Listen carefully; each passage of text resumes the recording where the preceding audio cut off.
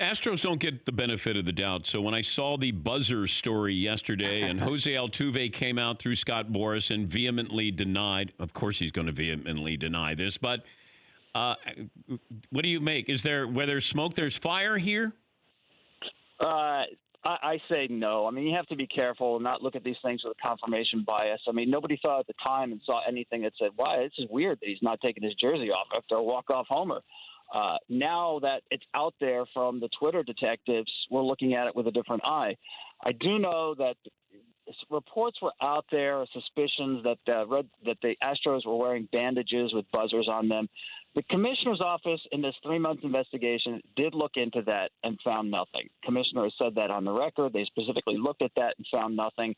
Altuve gave his reasons for not taking his jersey off after the game to Ken Rosenthal in real time, where he said, "Listen, my wife doesn't like me to do it. It happened before. I'm a modest guy. I'm not comfortable with it."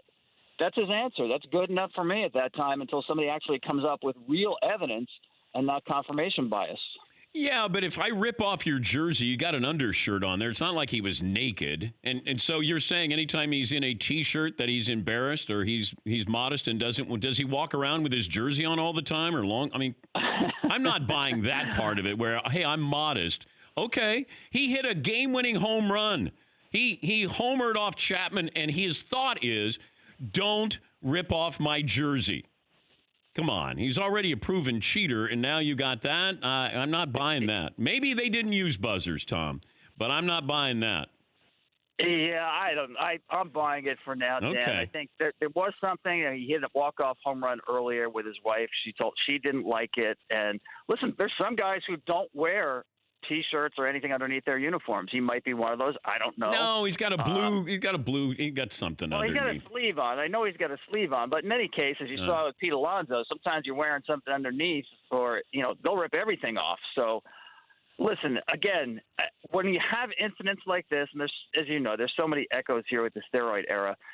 Once you put it out there that players are pushing the envelope and cheating, it puts everything under suspicion. And that's really the worst thing about that. It's what we know, and then it's what we guess. But is Altuve a Hall of Famer now?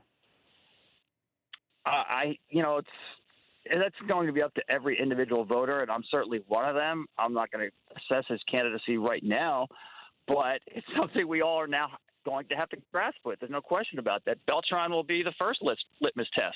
Yeah. I'm not saying he was a first ballot slam dunk Hall of Famer, but he certainly has Hall of Fame type credentials. Would you have kept him? Consideration. If you were the Mets, would you have kept him as? No, I would not have. I mean, just play it out, Dan. If you wanted to keep him, he'd have to make a full accounting of what he did at a press conference. There'd be a million questions about when this began. Yeah. First of all, he played for the Yankees in the first 3 years when replay monitors were down in the dugout. Did he just start with the Astros in 17 when the monitors were in place in 14, 15, and 16?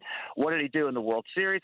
It wasn't going away. He would start his first term as a manager, being labeled as a cheater and someone who lied to the media about his involvement. I mean, that just destroys your credibility at a time when, let's face it, baseball needs it.